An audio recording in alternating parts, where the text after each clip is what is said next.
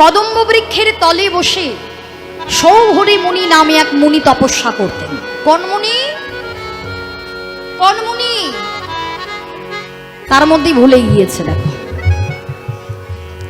সৌভরী নামে এক মুনি সেখানে তপস্যা করতেন। যেহেতু সেটা ছিল মিষ্ট জলের হ্রদ, মিষ্ট জলে কারা থাকে? মৎস্যগণ থাকে। মৎস্যগণ চারণ করে বেড়াতো, আর সৌভরী মুনি ওই কদম গাছের তলায় বসে ধ্যান তপস্যা করত। একদিন খগপতি গরুর সেই মিন ভক্ষণ করবে বলে কদম্ব বৃক্ষের ডালের উপরে উঠে বসেছে। কেন? ওই মিন ভক্ষণ করবে, এটাই তার উদ্দেশ্য। এবার প্রাণের ভয় তো সবারই আছে বাবা। মিনগণ ওই গরুরকে দর্শন করে জলের মধ্যে এক কলকলানির ধ্বনি সৃষ্টি করলেন, যাতে মুনির ধ্যানটা ভাঙে। যখন জলের মধ্যে কলকলানির ধ্বনি করছে, সেই কলকলানির ধ্বনি শুনে ধ্যান মগ্ন মুনির ধ্যান ভেঙে গেল। কারণ খুঁজতে পারছে, খুঁজে জানতে পারছে না যে কেন মৎস্যগণ ব্যাকুল হয়েছে। কারণ খুঁজতে খুঁজতে এদিক ওদিক চাইতে চাইতে ওপরের দিকে চেয়ে দেখলেন ওপরের ডালে বসে আছে খগপতি গরু। মুনি বললেন, গরুর, তুমি এই স্থান পরিত্যাগ করে অন্য দহে চলে যাও, কেননা এরা তো সব আমারই আশ্রিত, তুমি তো এদেরকে বধ করতে পারবে না। তাই যাও, ভালোই ভালোই তুমি এখানে না থেকে এই স্থান পরিবর্তন করো। কিন্তু গরুর, মহাপরাক্রমশালী গরুর অবাধ্য হয়ে মুনির কথা না শুনে অবাধ্য হয়ে গাছের ডালে বসে আছে। মুনির মনে ক্রোধের সঞ্চার হলো। ক্রোধান্বিত হয়ে বললেন, মুনি, গরুর, আজকে তুমি ভগবান বিষ্ণুর বাহন বলে আমি তোমায় ক্ষমা করলাম, তোমায় ছেড়ে দিলাম। কিন্তু তুমি কি জানো, যার কৃপাতে তুমি এত বলিয়ান, অর্থাৎ ভগবান বিষ্ণু, তার কৃপাতে আমি তাকে স্মরণ করে নয়নে পলক পড়ার মধ্যে তোমার মতো কোটি কোটি গরুর এখানে সৃষ্টি করে দিতে পারি। তাই বলছি, শোনো, তুমি এই দহে কোনোদিনও আসবে না, আর যদি কোনোদিনও ভুল বশত চলে আসো, তাহলে তোমার ডানা খসে পড়ে তোমার মৃত্যু হবেই হবে। এই যে যেদিন থেকে অভিশাপ হয়ে গেল, সেদিন থেকে গরুর আর প্রাণের ভয় তো, আর কখনো কোনোদিনও বৃন্দাবনের ওই দহে যেতে আর সাহস পেত না। আর এদিকে রমণক দ্বীপে নাগাঙ্গনাগণের বসবাস। সেই রমণক দ্বীপ থেকে প্রত্যেক দিন ওই গরুরের আরেক নাম কি বলতো? পণ্যগারী সর্পভোগ। সর্প আহার করে তো, পণ্যগারী সর্পভোগ গরুরের আরেক নাম। গরুর প্রত্যেক দিন রমণক দ্বীপ থেকে যথেচ্ছা সর্প, মানে ছুটে ছুটে গিয়ে সর্প আহার করে। তাই এইবার বাসুকি আদি সর্পগণ সকলে সিদ্ধান্ত নিলেন যে এমনভাবে চলতে দিলে তো হয় না। প্রত্যেক দিন যদি এমনভাবে ইচ্ছা মতো সর্প আহার করে, তাহলে এবার সর্পকুল তো বিনাশ হয়ে যাবে। তাই বাসুকি আদি সর্পগণ সিদ্ধান্ত নিলেন যে প্রত্যেক দিন গরুরকে প্রত্যেকের ঘর থেকে একটা করে সর্প নিজেরা নিজেদের হাতে দান করবে। তাতে গরুরকে আর ছুটে ছুটে খেতে হবে না, কিন্তু গরুর যাতে যথেচ্ছা, মানে ইচ্ছা মতো সর্প ভক্ষণ না করে। গরুরকে জানানো হলো, গরুর মানতে রাজি হলো না। শুরু হয়ে গেল খগে নাগে যুদ্ধ, মানে কালীয় নাগের সঙ্গে ওই গরুরের যুদ্ধ শুরু হয়ে গেল। কেউ কম নয়, কালীয় নাগও কম নয়, গরুরও কম নয়। যুদ্ধ করতে করতে করতে করতে অবশেষে কালীয় নাগ যুদ্ধে পরাজিত হলে, পরাজিত হয়ে প্রাণের ভয়ে ছুটতে ছুটতে অনন্ত নাগের শরণাপন্ন হল। এই অনন্ত নাগ, চেনো তো অনন্ত নাগকে? আমার মায়েরা চেনেন অনন্ত নাগকে? চেনেন? আপনাদের বাড়ির পাশের কে সেই অনন্ত নয়? ভগবান শ্রীকৃষ্ণের যখন জন্মলীলা হয়েছিল এটা সবাই জানবে, সবাই চিত্রপট দেখেছো না? ভগবানের মাথায় ছত্ররূপ ধারণ করেছিল যিনি, তিনি হচ্ছেন অনন্তনাগ। একমাত্র অনন্তনাগই জানতেন সৌভরী মুনির অভিশাপের কথা। তাই অনন্তনাগের কথা শুনে কালীয় নাগ বৃন্দাবনের রমনাগ দ্বীপ ত্যাগ করে সপরিবারে বৃন্দাবনের ওই দহে গিয়ে বাস করতে শুরু করলো। যেটা ছিল মিষ্ট জলের হ্রদ সেটা বিষ জলে পরিণত হলো। গাছের আশেপাশে, দহের আশেপাশে যত গুল্মলতা উঠেছিল, এত বিষ ঝাল পুড়ে ছাই হয়ে গেল। এমনকি যদি কোনো পাখি উড়ে যেত জলের বাতাস পেয়ে, এমন বিষাক্ত জলের বাতাস পেয়ে পাখির ডানা খসে পড়ে তার মৃত্যু হতো। তো এবার যখন কালীয় নাগকে কেউ আর দমন করতে পারছে না, গরুরও আসতে পারছে না, নিজেকে বলিয়ান বলে গর্ব করতে থাকে যে আমি হলাম শ্রেষ্ঠ, আমি হলাম শ্রেষ্ঠ। কিন্তু দেখবেন বাবা, দর্পহারী মধুসূদন ভগবান দেখবেন কোনোদিন কারোর অহংকার সহ্য করে না।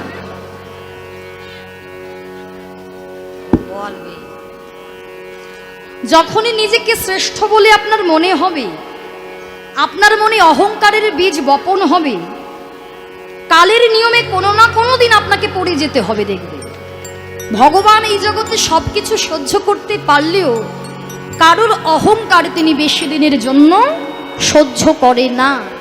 তাই আজ বৃন্দাবনে শ্রীদাম সদাম দাম বসুদাম আদি শাখাগণ এসেছে দাদা বলাইকে নিয়ে যেতে আর কৃষ্ণকে নিয়ে যেতে।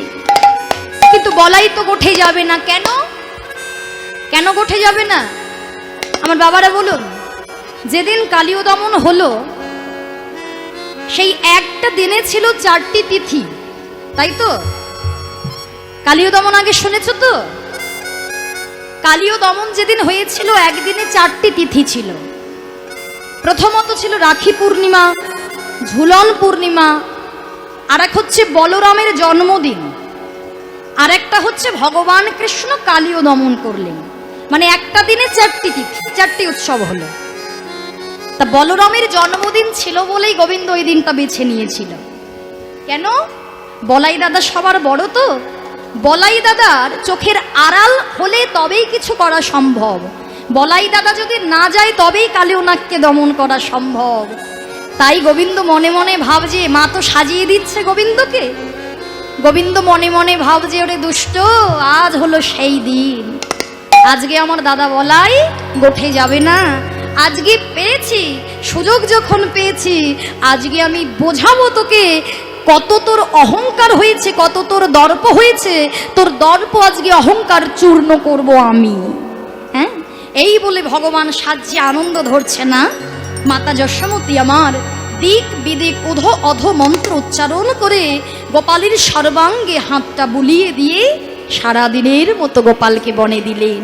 আর গোবিন্দ আমার নবলক্ষ ধেনুকে সঙ্গে লয়ে চলেছে মোহন মূরতি ধারণ করে গোষ্ঠ গোচারণে। ভগবান কৃষ্ণ চলেছে বাবা, মধ্যেখানে আছে আমার প্রাণ গোবিন্দ, আর সকল সখাগণ ঘিরে নিয়ে চলেছে। গোষ্ঠ গোচারণে এসে ধেনুগণকে 4টি ভাগে ভাগ করে দিলেন এবং রাখালগণকে সঙ্গে লয়ে খেলা করতে লাগলেন ভগবান কৃষ্ণ। কিন্তু আজকে তার উদ্দেশ্য হচ্ছে কালীয় দমন করা। তাই ভগবান কি করলেন না, হঠাৎ করে এক অভিনব লীলা করলেন। খেলা করতে করতে করতে করতে হঠাৎ শাখাগণকে ডেকে ডেকে বলছে, আয় শাখা, আয় শ্রীরাম, ও সুদাম, শোন না একবার আমার কাছে আয় না ভাই। শ্রীরাম সুদাম বলছে, কি হয়েছে ভাই? শোন না ভাই, আমার না ওই প্রচণ্ড মার্তণ্ডের তাপে, দেখতেই তো পাচ্ছিস কি তাপ, বাপরে বাপ, আমি আর পারছি না, আমার যে প্রচণ্ড গলা শুকিয়ে গিয়েছে। তা এক কাজ কর ভাই, তোরা এখানে খেলা কর, আমি বরং জল পান করে আসি। না না না না না, আমরা আছি না। বলাই দাদা যখন গোঠে আসছিলাম বারে বারে বলে দিয়েছে আমরা যেন তোকে কখনো চোখের আড়াল না হতে দেই। দাদা বারবার সাবধান করে দিয়েছে। তাই শোন ভাই, আমরা সকলে থাকতে তুই যাবি জল আনতে? না, বরং তুই তরু তলায় বসে থাক, আমরা এখনই জল এনে দেব। শ্রীরাম বলে ভাই রে কানাই থাকো তরু তলায় বসি, শ্রীরাম বলে ভাই রে কানাই থাকো তরু তলায় বসি, অনেক বিলম্ব করো জল নিয়ে আসি, আর অনেক বিলম্ব করো জল নিয়ে আসি। তুমি তরু তলায় বসে থাকো, তরু তলায় বসে থাকো, তরু তলায় বসে থাকো, তরু তলায় বসে থাকো, এখনই জল এনে দেব, তরু তলায় বসে থাকো, এখনই জল এনে দেব, তরু তলায় বসে থাকো। অনেক বিলম্ব করো জল নিয়ে আসি, অনেক বিলম্ব করো জল নিয়ে আসি। এই ভাই একটু বিলম্ব কর, বৃন্দাবনে কি জলের অভাব? কত কুণ্ড আছে, যমুনা কুণ্ড, মানস কুণ্ড, শ্যাম কুণ্ড, রাধা কুণ্ড। এক্ষুনি যাব, এক্ষুনি চলে আসব। এই চল চল আমরা কানাইয়ের জন্য জল আনতে যাই। যাচ্ছে সখাগণ বাবা। এদিকে ভগবান কৃষ্ণ রাধা গোবিন্দের লীলায় যিনি সহায় থাকেন তিনি কে? যোগমায়া মা। কি ও মায়েরা তোমরা বলছো না কেন গো? সিরিয়ালটা তো আজকে দেখলে কালকে বললে তো ঝরঝর ঝরঝর করে বলে দেবে, এক বছর পরে বললেও ঝরঝর করে একেবারে মুখস্থ বলে দেবে। হ্যাঁ, কোথায় ইষ্টি কুটুম হচ্ছে, কোথায় কি কি কি ছাতার মাথা হচ্ছে, কবেকার কি বলে দেবে। একেবারে মায়েরা বলবে হ্যাঁ এইটা হয়েছিল, ওটা হয়েছিল, সেটা হয়েছিল, কি কটকটি কত সব হতো। কিন্তু এদিকে লীলা কথা শ্রবণ করে আর কার কিছু মনে থাকে না। হরি বল। তোমায়রা রাধা গোবিন্দের লীলায় যিনি সহায় থাকেন, যিনি না থাকলে গোবিন্দ এত এত লীলা করতে পারতো না, তিনি কে? আদ্যা শক্তি মহামায়া পূর্ণমাসী যোগমায়া মা। সেই যোগমায়া মাকে ভগবান কৃষ্ণ স্মরণ করছে। মা, আজ তো আমি কালীয় দমন করতে চাই, তাই তুমি আমার লীলায় সহায় হও মা। বৃন্দাবনে যেথায় যেথায় যত জল রাশি আছে সব তুমি শুকিয়ে দাও। হরি হরি, সব শুকায়ে দাও। শুধু তাই নয়, আমার যত রাখালগণ আছে, আমার যত ধেনু বৎসগণ আছে, তুমি সকলকে পিপাসিত করে দাও। হরি বল। কৃষ্ণের আদেশ পেয়ে যোগ মায়া মা ঠিক যেথায় যেথায় যত জল রাশি ছিল সব শুকিয়ে দিলেন। আর শ্রীরাম সুদাম জল আনতে যাত্রা করবে, পেছন থেকে দাম বসুদাম ডাক, চাই শ্রীরাম আই আই। বলছি তোরা জল আনতে যাচ্ছিস? তোরা কি জল আনতে যাচ্ছিস? এই বোতল, ওই বোতলে হবে না। বাহ, এই শোন না, বলছি সবাইকেই যেতে হবে, সবাইকে যেতে হবে। ওই দেখ ধেনুগণও কেমন করছে, মনে হচ্ছে সবার প্রচন্ড মারদণ্ডের তাপ। তো আমাদের কানাইয়ের যেমন জল পিপাসা পেয়েছে, সকলের পিপাসায় বুক ফেটে যাচ্ছে। চল ভাই কানাই বসুক, আমরা বরং সবাই জল পান করব আর ভাইয়ের জন্য একটু জল নিয়ে আসব। তাহলে চল। এই বলে যাচ্ছে, কিন্তু দেখুন বাবা, দেখছে রাধা কুণ্ড, শ্যাম কুণ্ড, গিরি গোবর্ধনের পাদদেশে কোথাও জল নেই। সে কি রে, কোথাও এক ফোঁটা জল নেই কেন? কেন শুকিয়ে গেল? সর্বনাশ, এখন কি হবে? পিপাসায় একেবারে গলা ফেটে যাচ্ছে, বুক ফেটে যাচ্ছে। কোথায় জল পাবো, কোথায় জল পাবো? ভ্রমণ করতে করতে কোথায় এসেছে? ভ্রমিতে ভ্রমিতে সবাই পিপাসিত হলো, কালীদহের তীরে আসি উপনীত হলো। ভ্রমিতে ভ্রমিতে সবাই পিপাসিত হলো, কালীদহের তীরে আসি উপনীত হলো। ভ্রমিতে ভ্রমিতে সবাই পিপাসিত হলো, কালীদহের তীরে আসি উপনীত হলো। দাঁড়ালো দাঁড়ালো দাঁড়ালো দাঁড়ালো দাঁড়ালো দাঁড়ালো দাঁড়ালো রাম সুদাম নাম সুদাম দাঁড়ালো দাঁড়ালো রাম সুদাম নাম সুদাম দাঁড়ালো দাঁড়ালো রাম সুদাম নাম সুদাম দাঁড়ালো দাঁড়ালো রাম সুদাম নাম সুদাম তাই রে বলি হরি হরি সুদাম তাই রে হরি হরি বলুন হরি দাঁড়ালো দাঁড়ালো কালীদহের তীরে পরে উপনীত হলো। হরি বল।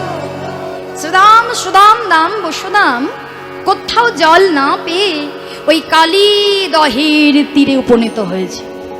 এখন চিন্তা করুন তো মা, এখন যদি আপনাদের গলা পিপাসায় বুক ফেটে যায়, এখন ধরুন ঘরে কোথাও জল নেই, জলের এমন ক্রাইসিস দেখাই যাচ্ছে না, জল পাওয়াটাই দুর্বিষহ হয়ে গিয়েছে।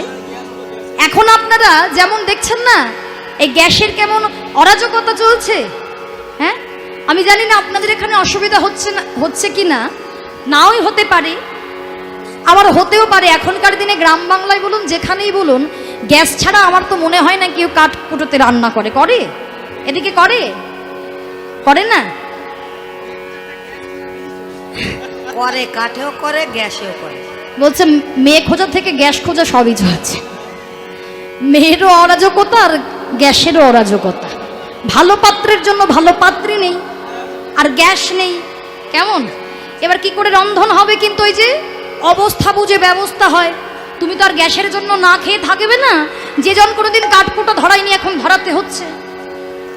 তেমন ভাবে যদি জল না পাওয়া যায়, ধরো কোথাও জল নেই, এমন দুর্বিষহ জল পাওয়া, এখন যদি একটা নদী থাকে, খাল বিল, যেখানেই জল পাবে দেখবে সেখানে গিয়েই, অনেক জায়গায় হয় না, রাজস্থান আছে, কত জায়গায় দেখবে এমন অ্যাভেলেবেল, মানে আমরা যেভাবে জলটা পাই সেইভাবে অনেক জায়গায় জল পায় না। আমরা তো জল পেয়ে অপচয় করে অনেক জায়গায় জলটা কোথা থেকে একেবারে মানে কুয়োর মধ্যে খুঁড়ে নিতে হচ্ছে জল। কেমন তা তেমন ভাবে যেখানে জল পাবে সেখানে দেখবে জল নিতে চলে যাবে। এবার ব্রজরাখাল তো জানে না যে কালীয় দহ কত বিষ জল আছে। তা রাখালগণ জল দেখে আনন্দিত মনে বলছে, এই তো জল, একেবারে জলে পরিপূর্ণ, কানায় পরিপূর্ণ। আনন্দ হচ্ছে না, যা ভাই চল শীঘ্র করে জল পান করি, শীঘ্র করে করঞ্জলি পুরে সবাই জল পান করছে, আর ধেনুগণ জল পান করছে। কিন্তু জল পান করার সঙ্গে সঙ্গে জলের এত বিষ মা, কিছুক্ষণের মধ্যে, ক্ষণিকের মধ্যে হঠাৎ চিৎকার করে ধেনুগণ হাম্বা হাম্বা হাম্বা রব করতে লাগলো। হাম্বা হাম্বা রব করতে করতে, চিৎকার করতে করতে কালী দহের তীর পরে সব আছাড় খেয়ে পড়ছে। শ্রীরাম চিৎকার করে বললেন, সুদা, হয় সুদা, আমার যেন কেমন গলাটা শুকিয়ে আসছে, আমি যেন সইতে পারছি না। সুদাম বলছে, দাদা আমিও সইতে পারছি না, আমার যে বুকটা ফেটে যাচ্ছে, এত কষ্ট, ওহ কি যে অসহ্য যন্ত্রণা, আর সইতে পারছি না। এই বসুদাম, তোর কি কষ্ট হচ্ছে? সবার যন্ত্রণায় ছটপট করতে করতে সবাই কানাইকে স্মরণ করছে, সবার বদনে শুধু কানাই আর কানাই। শেষের দিনেও যারা ভগবানকে ভোলে না তারাই তো ভক্ত বাবা। শেষের দিনে আমরা তো নিজেদের সবাইকে খুঁজি, কিন্তু শেষের দিনেও যারা ভগবানের বদনটা ভোলে না তারাই তো পরম ভক্ত, প্রকৃত ভক্ত।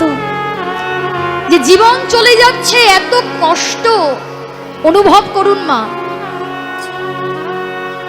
যে বিষ জল খায়নি সে বিষের মর্ম বুঝবে না, কিন্তু যদি নিজের কেউ হয়ে থাকে, ধরুন কারোর সন্তান যদি এই ভুলটা করে, সেই মা বাবা উপলব্ধি করতে পারে আমার সন্তানের কত কষ্ট জ্বালা, কত বিষের যন্ত্রণা, যেখানে ছটফট করছে আর বদন ভরে কানাই কানাই। একবারে দেখা দিয়ে আমাদের চোখগুলো যেমন কেন জানি না অন্ধকার হয়ে যাচ্ছে, আমরা আর দেখতে পাচ্ছি না। তাহলে আজ কি হবে আমাদের জন্য শেষ দিন? আর কি কোনোদিনও তোর বদনটা আমরা দেখতে পাবো না কানাই? বল না, আর কি তোর সঙ্গে কোনোদিনও দেখা হবে না? বল। সবাই বলে তোকে ডাকলে নাকি তুই ছুটে যাস, শেষ দিনে কি দর্শন পাবো না? বল না, বল। বল না কানাই বল না, বিশ্ব জল খেয়ে সবাই পরে ঢলি ঢলি,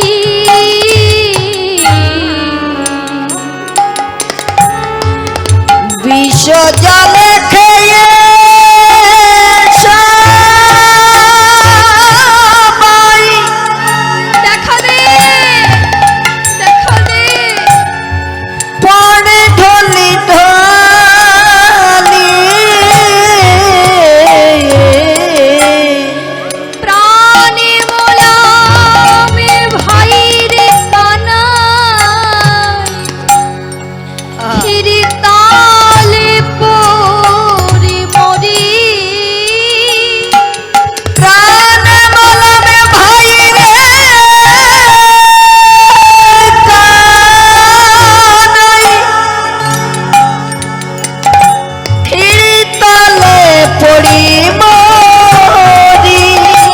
শেষের দিনে দেখা দে ভাই,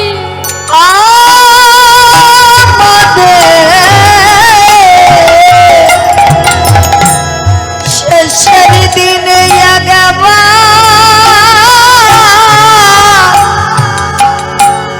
দেখা ভাই, ওরে জনমের মতো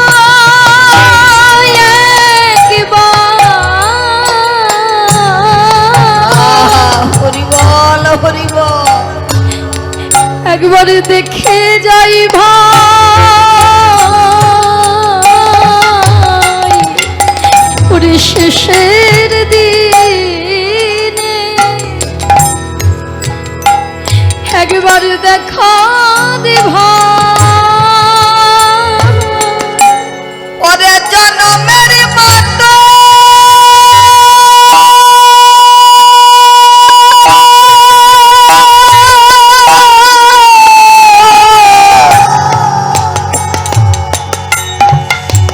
দেখে যাই ভাই, আমরা আর বুঝি বাজব না রে, শেষের দিনে দেখা দে দেখা দে দেখা দে রে কানা, আমরা আরে বুঝি প্রাণে বাজিব না রে,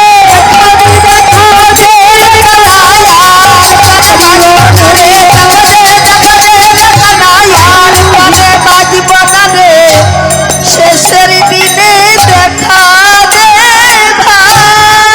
প্রাণে মোলাম ভাই রে কানাই, ফিরি তালে পড়ি মরি, প্রাণে বলম ভাই রে কানাই, কীর্তলে পড়ি মরি।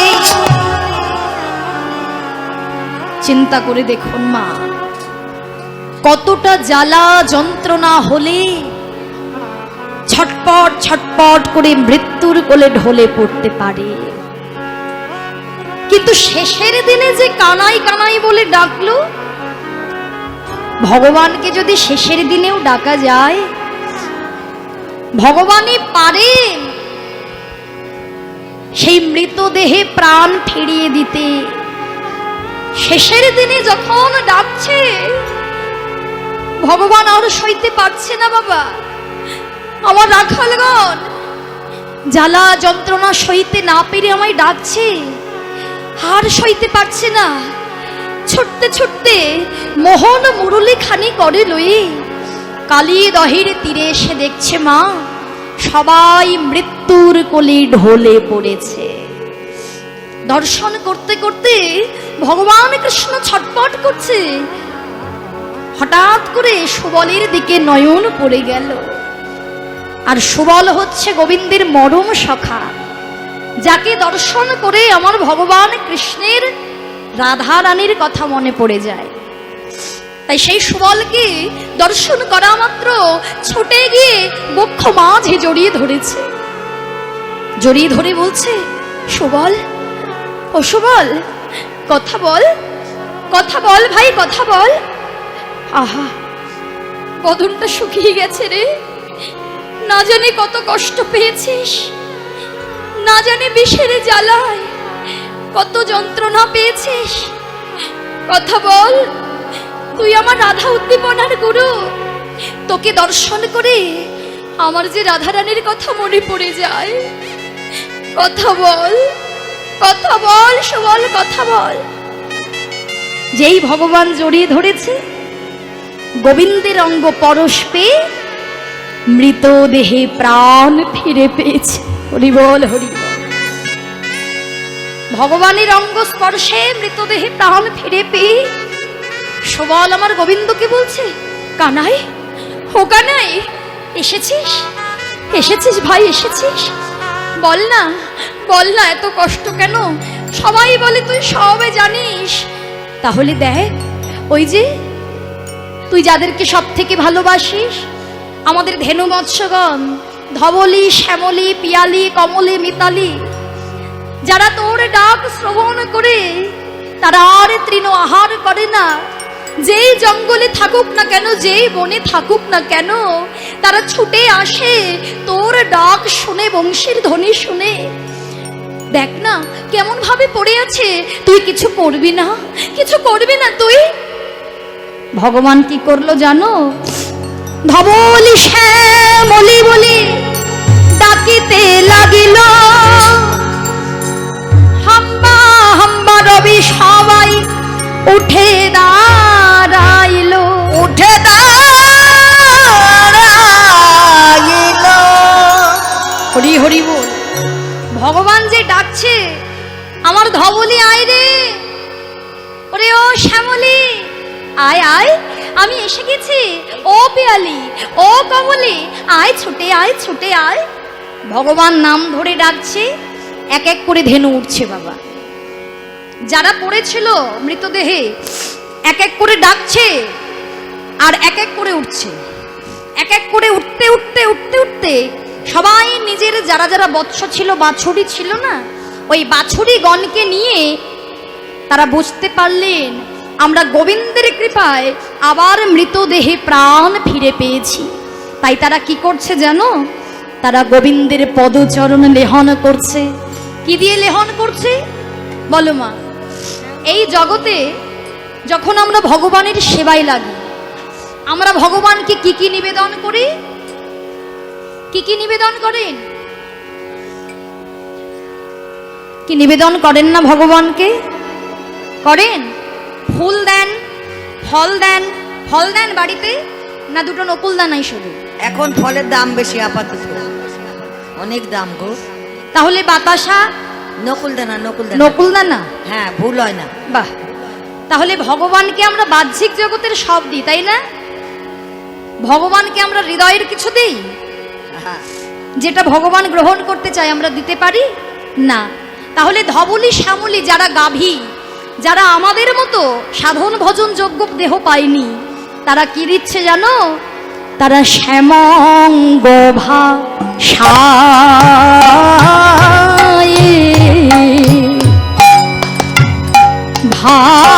ভাষায় দিল রে শ্যামাঙ্গ ভাষায়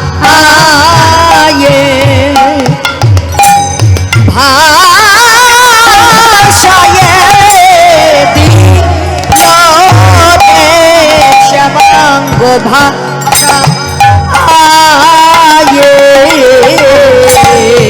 তাদের চোখের জলে, মুখের লালে হেমন্ত ভাষায়, ও গো চোখের জলে, মুখের লালে হেমন্ত ভাষায়। এমন অনুরাগ নইলে আর গোবিন্দ মেলে শ্যামঙ্গ ভাষায়।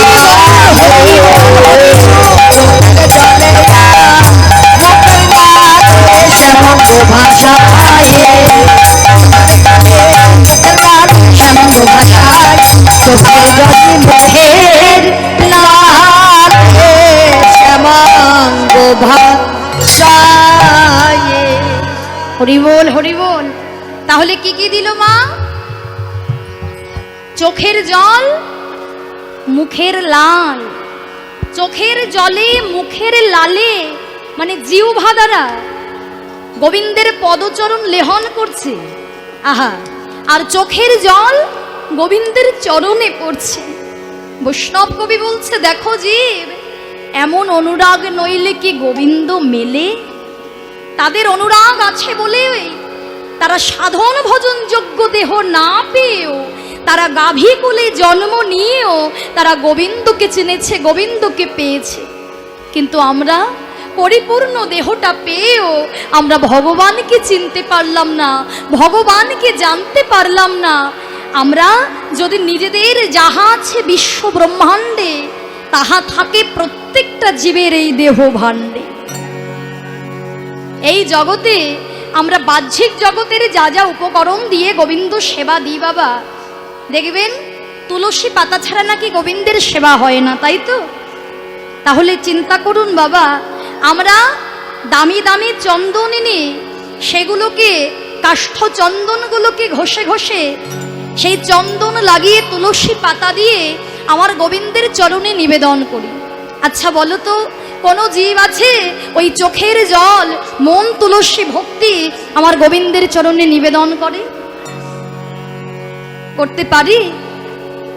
তুমি আজকে দিচ্ছ, কিন্তু তুমি যেটা দিচ্ছ তুলসী পাতা দিয়ে, চন্দন দিয়ে, সেখানে তোমার ভক্তি নেই। ভক্তি যদি থাকতো, আমার গোবিন্দকে প্রত্যেক দিন সেবা দাও। এখানে বলো তো কটা মায়েরা বাবারা আছে যারা ভগবানের বদনে ফলটা তুলে দিয়ে ভগবানকে ডেকে ডেকে বলে, প্রভু এসো সেবা করো? বলি আমরা? ভগবানকে শুধু নিবেদন করে আমরা চলে যাই, কিন্তু ভগবানের বদনে এক টুকরো ফল ভগবানের বদনে দিয়ে আমরা ভগবানকে কেউ ডাকতে পারি না। কিন্তু ওই পুজো, ওই সেবা ভগবান গ্রহণ করে না। তবে আমার কাছে যদি না থাকে তুলসী পাতা, যদি আমার কাছে না থাকে গঙ্গা জল, দরকার নেই। শাস্ত্র বললেন, মন তুলসী ভক্তি চন্দন,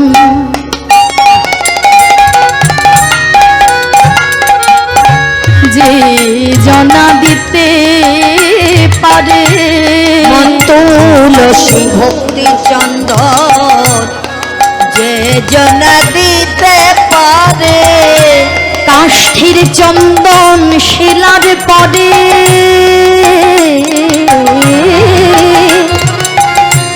কাষ্ঠের চন্দন শিলার পরে ঘষতে হয় না বারে বারে, ঘষতে হয় না বারে বারে। আমাদের সাজি ভরা কোন ফুলে হয় না পূজা কোন কালে। সাজি ভরা বন ফুলে হয় না পূজা কোন কালে। ওগো ফুলের কাজ তো ফুলই করে, মধু লয়ে যায় ভ্রমরে। ফুলের কাজ তো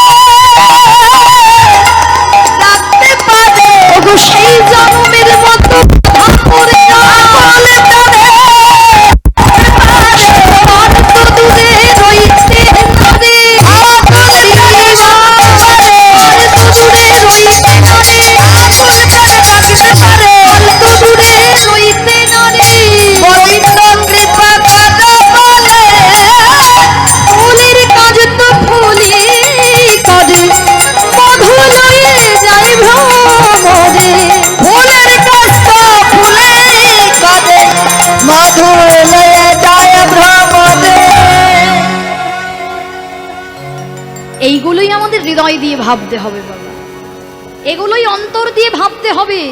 তুমি যতই ফুল দাও না কেন, যতই ফল দাও না কেন, এই জগতে যা যা কিছু আছে সবই কিছু ভগবানের সৃষ্টি।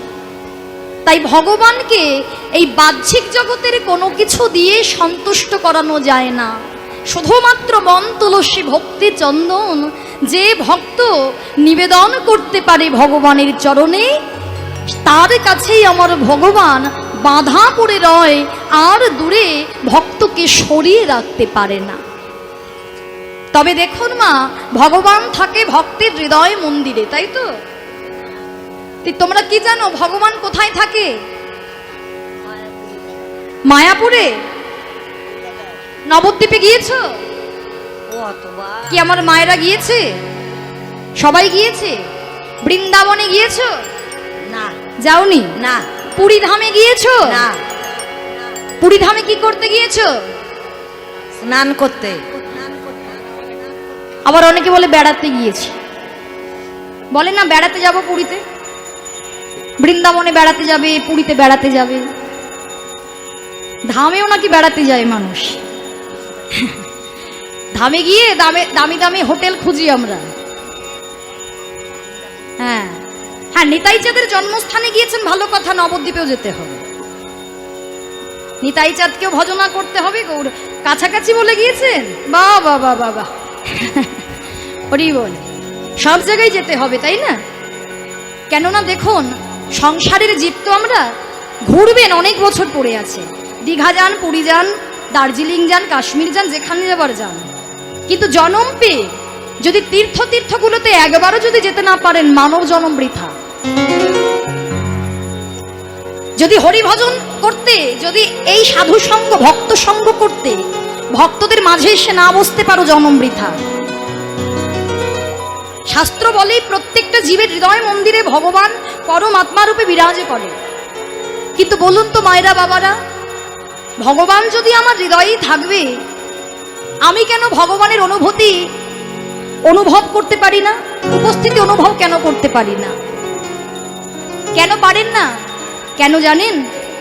জন্ম জন্মান্তরের পাপযুক্ত কাদামাটি আমাদের এই হৃদয়টাতে এমন ভাবে লেপে আছে না, এই যে কাম, ক্রোধ, লোভ, মোহ, মদ, মাৎসর্য, এই ষড়রিপুর দ্বারা প্রতিনিয়ত আমরা পরিচালিত হচ্ছি।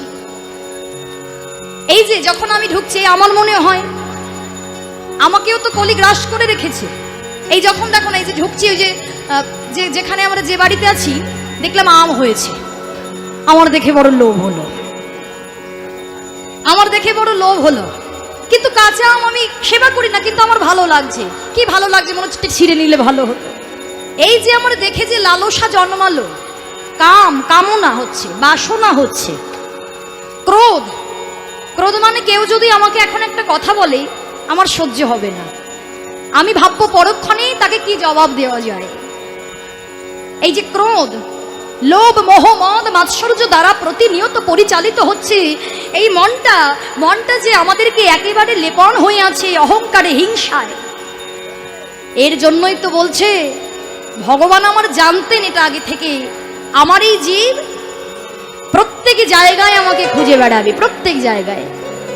কিন্তু আমাকে এমন জায়গায় বসে থাকতে হবে যেখান থেকে জীব আমায় সহজে পাবে না।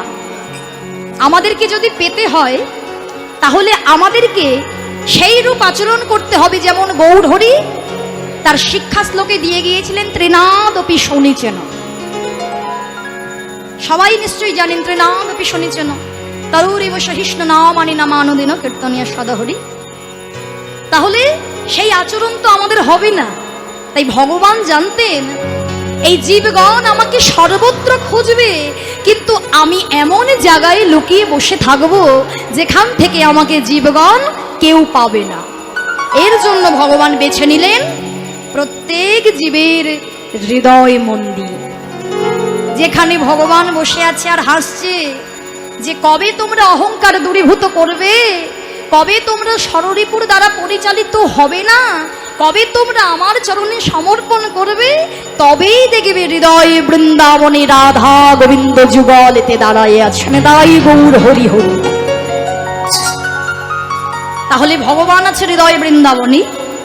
দেখো একটা সুন্দর ছোট্ট দৃষ্টান্ত। একজন শেঠজি তার ব্যাগের মধ্যে 5 লক্ষ টাকা নিয়ে যাচ্ছে শিয়ালদা থেকে দিল্লিতে। দিল্লির উদ্দেশ্যে রওনা হয়েছে একজন শেঠজি 5 লক্ষ টাকা নিয়ে। ও মা, 5 লাখ টাকা শোনো আমার কাছে। 5 লক্ষ টাকা, বুঝতে পারছো তো? 5 লক্ষ টাকা নিয়ে শেঠজি যাচ্ছে, আর একজন চোর, তার কাছে সংবাদ আছে যে শেঠজির ব্যাগে আছে একেবারে কড়কড়ে 5 লক্ষ টাকা। এবার চোরের যেটা মতলব, চুরি করবে।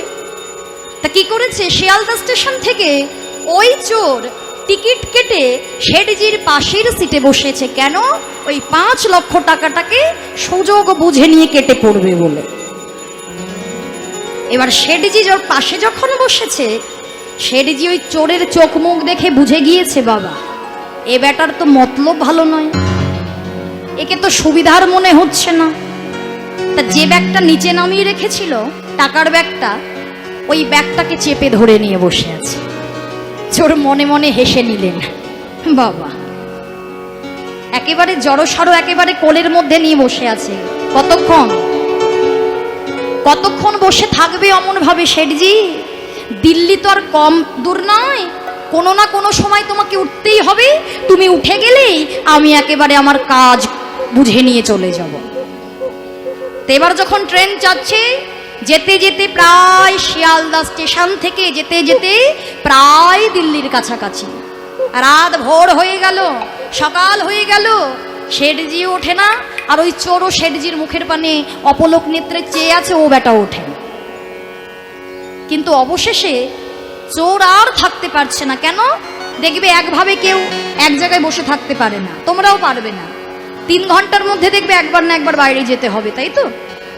বসে থাকতে পারছে না, যন্ত্রণা হচ্ছে, মনে মনে চিন্তা করছে, ও এভাবে আর বসা যাবে না। কিন্তু যখন এসেছি, টাকা তো আমায় নিয়ে যেতেই হবে, কিন্তু আমি একটু পাইচারি করে আসি, যাতে আমার হাত পা একটু ছাড়ে। এই বলে চোর যখন গিয়েছে একটু ট্রেনের মধ্যে পাইচারি করতে, শেঠজি কি করেছে, নিজের ব্যাগ থেকে টাকাগুলো নিয়ে লুকিয়ে রেখেছে অন্যত্র, অন্য জায়গায় সুযোগ পেয়ে লুকিয়ে দিয়েছে। পুনরায় যখন চোর একটু হাঁটাচলা করে পাশের সিটে বসেছে, বাবা শেঠজি বলছে, ও ভাই, এই তোমাকেই বলছি, এই বলছি ভাই, তুমি ওই যে আমার সঙ্গে শিয়ালদা স্টেশন থেকে এলে তো? তুমি তো, তুমি মনে এসেছিল, আর তো কাউকে দেখতে পাচ্ছি না। এরা তো কোথা থেকে উঠেছে আমি বুঝতেও পারছি না, এরা নয়, এক চিনি না। দেখো দূর পথের সঙ্গী, তুমি এত দূর এসেছো। ও ভাই বলছি, আমি না আর বুঝতে পারছি না, বুঝলে, আমাকে একটু পাইচারি করতে হবে, বলছি আমার ব্যাগটা একটু ধরবে। মনে মনে বলছে, ও শেঠজি, আমি তো এটারই অপেক্ষা করছিলাম গো। এই ধরবে ভাই, যত্ন করবে, দেখো যেন ধুলোবালি লেগে যায় না। বাবা, যার বিয়ে তার হুঁশ নেই, পাড়াপড়শির ঘুম নেই। হ্যাঁ, আচ্ছা দেখো।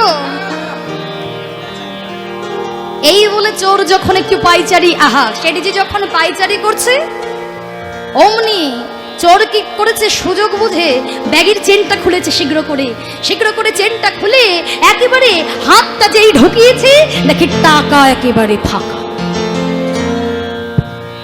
5 লক্ষ কেন, 5 টাকাও নেই। চোরের মনটা খারাপ হয়ে গেল। কি হলো? ও আচ্ছা, এখানে রাখুনি, অন্য পকেটে ভাগাভাগ করে রেখে দিয়েছ। তাই এদিকের চেন খুলছে, ওদিকের চেন খুলছে, এই পকেট দেখছে, ওই পকেট দেখছে, কোথাও আর 1 টাকাও পাচ্ছে না। দেখতে দেখতে সিটের নিচে খুঁজছে, সিটের ওপরে খুঁজছে, খুঁজতে খুঁজতে একেবারে সিট একেবারে টেনে টুনে ছিঁড়ে ছুঁড়ে একেবারে চুরমার করে দিয়েছে। কোথাও টাকা পায়নি। টাকা যখন পেল না, চোর বসে আছে। শেঠজি এসে বলল, ভাই দাও আমার ব্যাগটা দাও। মনে মনে তো শেঠজি হাসছে। ভাই ভালো করে রেখেছিলে? বলছে, হ্যাঁ শেঠজি, কিন্তু শেঠজি একটা কথা বলতে চাই। আমি জানি এই কথা শোনার পরে আপনি হয়তো আমার বিরুদ্ধে কোনো একটা অভিযোগ দায়ের করবেন, কিছু একটা ব্যবস্থা নেবেন, তাও বলতে বাধ্য হচ্ছি, আমি না ভালো মানুষ নই। আপনার সঙ্গে যে এসেছিলাম আমি, আমার সংবাদ ছিল, আমার কাছে সংবাদ ছিল আপনার ব্যাগে 5 লক্ষ টাকা আছে। আমি হলাম একজন পাকা চোর। এমন চোর, পাকা চোর কেন বললাম, আজ পর্যন্ত কোনোদিন আমি খালি হাতে বাড়ি যাইনি। যবে থেকে আমি চুরি করছি তবে থেকে কোনোদিন আমি খালি হাতে বাড়ি যাইনি। তাই আজকে আমি 5 লক্ষ টাকা নেওয়ার জন্য এসেছিলাম। কিন্তু যখন আপনার ব্যাগ আমি চেন খুলে হাতটা ঢোকালাম, দেখলাম 5 কেন, লক্ষ কেন, 5 টাকাও নেই। বলুন না শেঠজি, আমি জানতে চাই আমার মতো চোরের চোখকে কেউ কোনোদিন ফাঁকি দিয়ে কিচ্ছু ঘরে নিয়ে যেতে পারেনি। তাহলে আপনি আমার চোখের আড়াল করে টাকাগুলো কোথায় রাখলেন? হচ্ছে হ্যাঁ ভাই আমি বলে দিই, আর তুমি ছুটে নিয়ে গিয়ে পরে স্টেশনে নেমে পড়ো নাকি?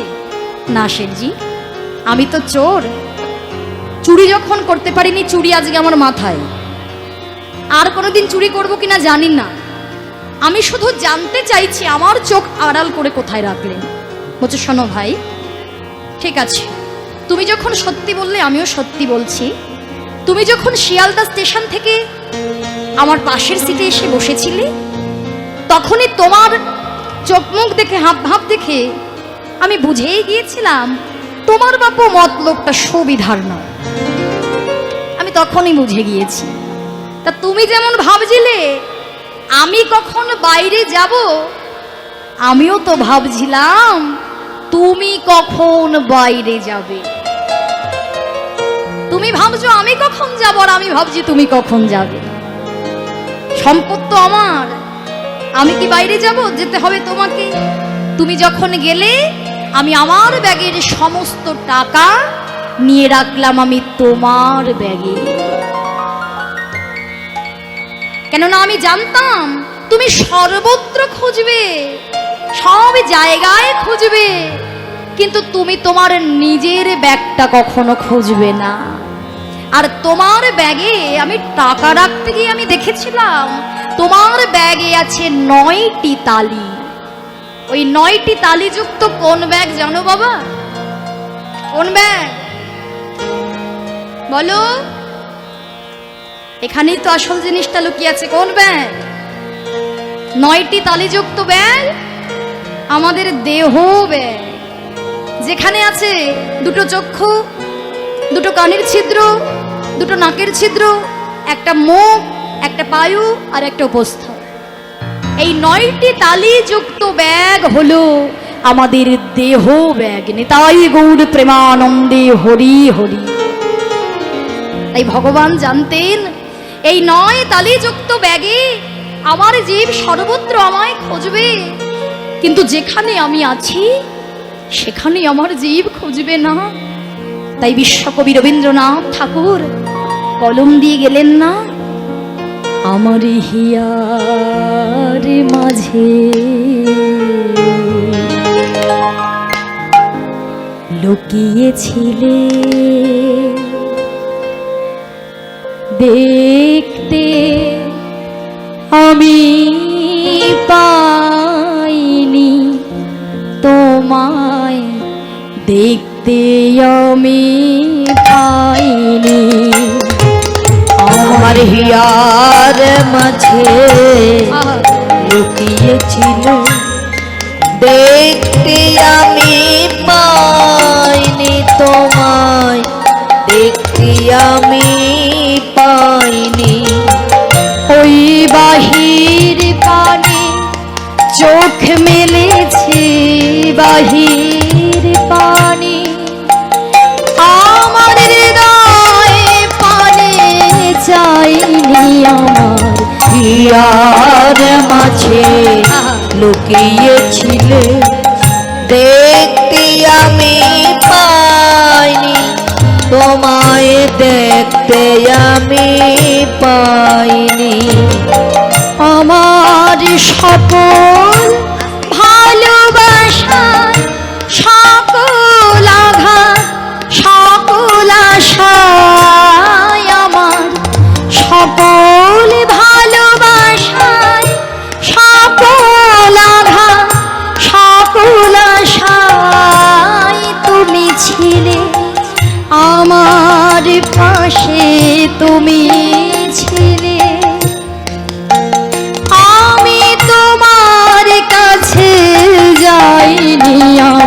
আমার হিয়ার মাঝে লুকিয়েছিলে, দেখতে আমি পাইনি তোমায়, দেখতে আমি পাইনি। তুমি মোর আনন্দ হয়ে ছিলে আমার খেলায়, তুমি মোর আনন্দ হয়ে ছিলে আমার খেলায়। আনন্দে তাই ভুলেছিলেন, আনন্দে তাই ভুলেছিলেন, কেটেছে দিন হেলায়। গোপন রহি গভীর প্রাণে আমার দুঃখ সুখের গানে সুর দিয়েছ তুমি, আমি তোমার গান তো গাইনি। আমার হিয়ার মাঝে তাই গৌর হরি বল, হরি বল। দেখতে আমি পাইনি তোমায়, দেখতে আমি পাইনি। আমার হিয়ার মাঝে লুকিয়েছিলে, দেখতে আমি পাইনি তোমায়, দেখতে আমি পাইনি। কত সুন্দর এগুলো গান নয় গো, প্রত্যেকটা কথার মধ্যে কত কিছু যে লুকিয়ে আছে। এই জগতে আমরা তো শুধু গানের হিসাবেই ছলা করে নিয়ে যাই, কিন্তু যারা যারা এই যে বিশ্বকবি রবীন্দ্রনাথ ঠাকুর, কাজী নজরুল ইসলাম, আরো যারা যারা আছেন বাবা, তারা যে যে রাধা গোবিন্দকে কেন্দ্র করে, লীলা কেন্দ্র করে যে সমস্ত রচনা করে গিয়েছেন, অনুভব করলে নয়নে জল আসতে বাধ্য গো। হরিবোল, হরিবোল। তাই ভগবান আছে হৃদয় মন্দিরে, তাই হৃদয় থেকে ভজনা করলেন ধবলি শ্যামলি গাভীগণ, আর ভগবান কৃপা করলেন, সকলকে প্রাণ দান দিলেন। সবাকার অঙ্গে পদ্ম হস্ত বুলাইল, নিদ্রিত বালকের মতো উঠে দাঁড়াইল। হরি হরি বল। মৃতদেহে প্রাণ ফিরে পেল। এইবার ভগবান কৃষ্ণ, কৃষ্ণ যেই সকলকে পেয়েছে, সখাগণ সবাই ঘিরে ধরেছে বাবা।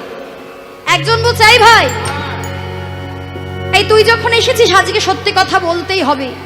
এতদিন ধরে জানতাম দাদা বলাই দাদা কেন কালীয়দহে যেতে তোকে বারণ করে, নিষেধ করে। এতদিন ধরে আমরা জানতাম না, এখনো জানি না যে বলাই দাদা যতবার তুই এই কালীয়দহের তীরে আসতে চেয়েছিস, কিন্তু বলাই দাদা প্রত্যেক সময় তোকে আসতে দেয় না। কিন্তু আজ আমরা দেখলাম প্রত্যেকটা বৃন্দাবনে যত যত কুণ্ড আছে, আমরা সব জায়গার জল পান করেছি, কোনোদিন এমন হয়নি। তাহলে আজকে তোকে বলতেই হবে এই দহের জলে কি বা মিশ্রিত আছে, আজকে তোকে বলতেই হবে, না বললে আজকে আর ছাড়বো না। ভগবান দেখছে, তাই তো আজকে সত্যিটা জানাতে হবে, আজকে সময় এসেছে। তাই গোবিন্দ বলছে, কালিন্দির এই দহে কালিও নাগ তাতে রহে, বিষ জলে দহন সমান। এখানে কালিও নাগ আছে, বিষ আর জলকে এমন ভাবে দহন করছে যে ইহার উপরে বায় যদি পাখি উড়ে যায়, জলের ও বাতাস পাইয়া মরে। হরি বল, হরি বল। এই ভগবান কৃষ্ণ সব বলতে লাগলেন, এই যে কালীয় নাগ, তাহলে এই কালীয় নাগ কে ছিল? কালীয় নাগ কে ছিল গো? হরি হরি বল। উফ, সব কালী। হরি বল, হরি বল। কি যে গল্প, সর্বনাশ। সময় থাকলে প্রত্যেকের কাছে গিয়ে একটু গল্প শুনতাম, কিন্তু সময় নেই। হ্যাঁ, গল্প করতে এসেছে গো বাবা। দেখুন, হরিবাসরে এটা কিন্তু সত্যি, কেউ রাগ করবেন না, হরিবাসরে সবাই কীর্তন শুনতে আসে না। সেটা আপনাদের এখানে বলে নয়, আমাদের ওখানে বলুন, প্রত্যেকটা জায়গায় বলুন। কিন্তু নদিয়ায় কিছু কিছু জায়গা আছে যেখানে একটা ভক্ত কথা বলে না, সেটা অনেক কম জায়গা পাওয়া যায়, মিথ্যা কথা বলে লাভ নেই। হ্যাঁ, কিন্তু ম্যাক্সিমাম জায়গায় সবাই হরিবাসরে কিন্তু কীর্তন শুনতে আসে না। অনেকে আসে ইউটিউবে, যাকে দেখেছি তাকে সামনাসামনি দেখবো, আর যদি সে একটু নামি দামি হয়ে গেল তাহলে তো হয়ে গেল জয়নিতাই, তাহলে ভিড় জমিয়ে দেব দেখার জন্য। দেখতে যায়। আরে বাবা, দেখে তুমি কি করবে? কীর্তন শুনতে এসে কীর্তন শুনি না।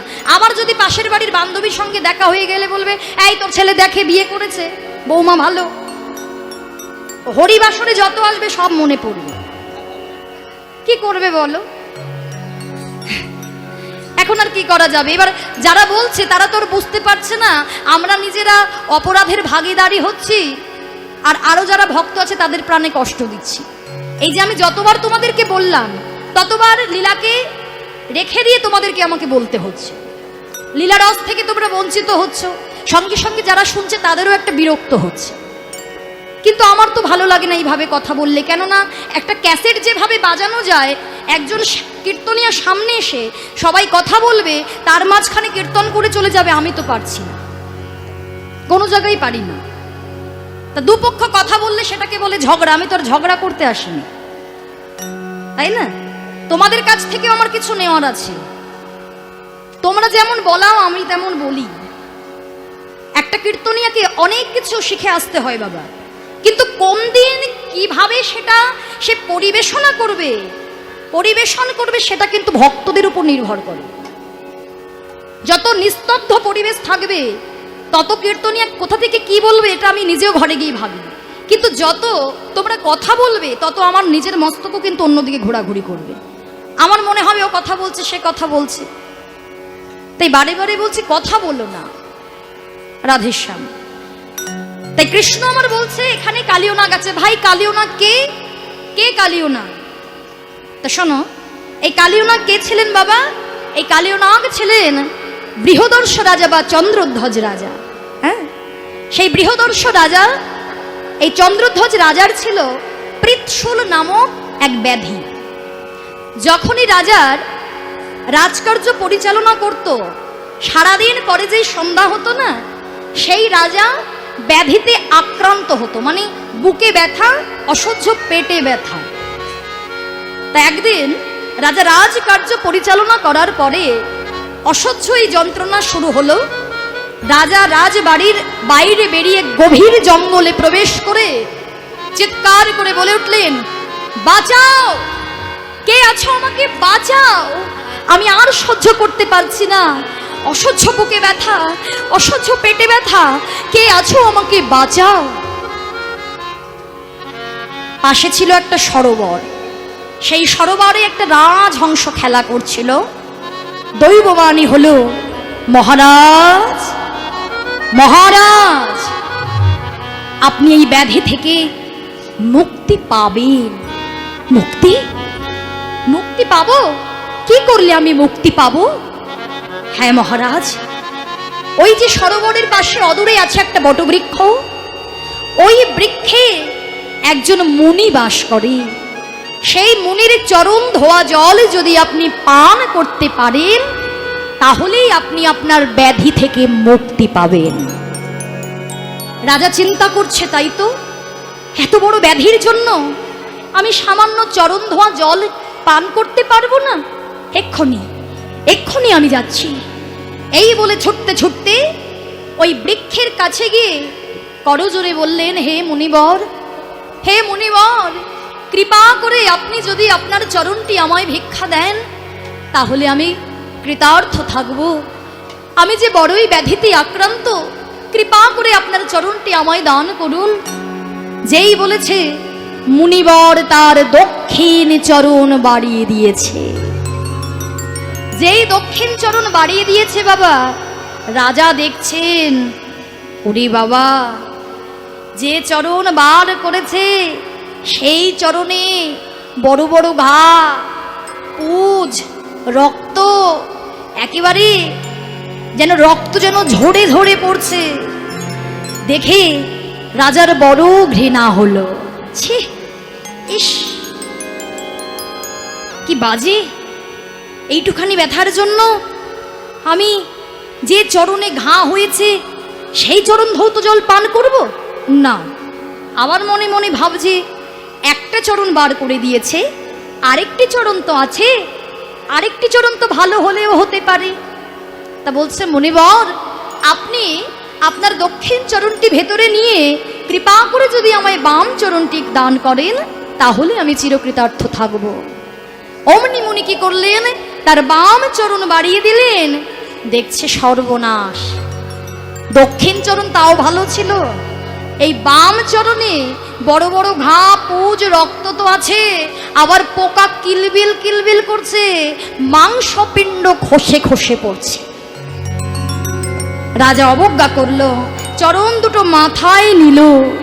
যেই মাথায় নিল অমনি দৈববাণী হলো, মহারাজ মহারাজ, বারবার আপনাকে বললাম, বারবার বললাম চরণ ধৌত জল পান করতে, আপনি অবজ্ঞা করলেন, আপনি ঘৃণা করলেন, আপনি চরণ ধৌত জল পান না করে আপনি চরণ দুটো মস্তকে রাখলেন। শুনুন শুনুন, এর জন্য আগত জন্মে আপনি খলজনি প্রাপ্ত হবে। না না মুনিবর, মুনিবর, না না না না, অপরাধ নেবেন না, আপনি ফিরিয়ে নিন, অভিশাপ ফিরিয়ে নিন। মহারাজ, মুনির বাক্য কোনোদিনও ফিরিয়ে নেওয়া যায় না, খণ্ডন হয় না। তবে এই জন্মে আপনি যেমন রাজা আছেন, যখন আপনি সর্পকুলে যাবেন সেই জন্মেও আপনি রাজাই থাকবেন। এখন যেমন আছেন আপনি মানুষের রাজা, তখন হবেন আপনি সাপেদের রাজা, আপনার নাম হবে কালীয় নাম। তাহলে আমি কি কোনোদিনও মুক্তি পাবো না? কোনোদিন কি সর্পকুল থেকে মুক্তি পাবো না? নিশ্চয়ই। যেদিন ভগবান কৃষ্ণ আপনার মস্তকের উপরে উঠে দাঁড়িয়ে নৃত্য করবে, ভগবানের চরণ মাথায় যেদিন আপনার মাথায় পড়বে চরণটা, সেদিন আপনি সর্পকুল থেকে মুক্তি পাবেন। নিতাই গৌরী প্রেমানন্দে হরি হরি। বুঝলি তো ভাই, এই হচ্ছে কালীয় না। হ্যাঁ, বলছি বাপরে ভাই, তুই তো জানিস না কত কষ্ট হচ্ছিল। এইবার ভগবান কি করলেন, কোটিতে আটিয়া বসন, ক্রোধে রক্ত দুই নয়ন, চোখগুলো একেবারে যেন রক্তিম বর্ণ হয়ে গেল, ঘন মাল ষাট মেরে আজকে ভগবান কৃষ্ণ কি করছে, আজকে কদম্ব বৃক্ষের ডালে উঠেছে। আজ হেরি যদু নন্দন দুষ্ট সর্পদমন, হেরি যদু নন্দন দুষ্ট সর্পদমন, উঠিলেন কদম্বের ডালে গো, উঠিলেন কদম্বের ডালে গো, ইহার উপরে চড়ে ঘন মালে ষাট মারি, ইহার পরে চড়ে ঘন মালে ষাট মারি, ঝাঁপ দিল কালী দহের জলে গো, ঝাঁপ দিল কালী দহের জলে গো, ঝাঁপ দিয়ে পড়িল, অমনি ঝাঁপ দিয়ে পড়িল, দিয়ে পড়িল, ঝাঁপ দিয়ে পড়িল কালী দহের বিষ জলে, অমনি ঝাঁপ দিয়ে পড়িল কালী দহের বিষ জলে, ঝাঁপ দিয়ে পড়িল কালী দহের বিষ জলে, ঝাঁপ দিয়ে পড়িল কালী দহের বিষ জলে, ঝাঁপ দিয়ে পড়িল। হরি হরি বল। ব্রজেন্দ্র নন্দন শ্রীকৃষ্ণ কি করলেন, ঘনমাল ষাট মেরে কালীয় দহের বিষ জলে ঝাঁপ দিয়ে পড়ল। যেই ঝাঁপ দিয়ে পড়লো বাবা, অমনি তীরপার থেকে চিৎকার করে রাখাল গহন কেঁদে উঠল।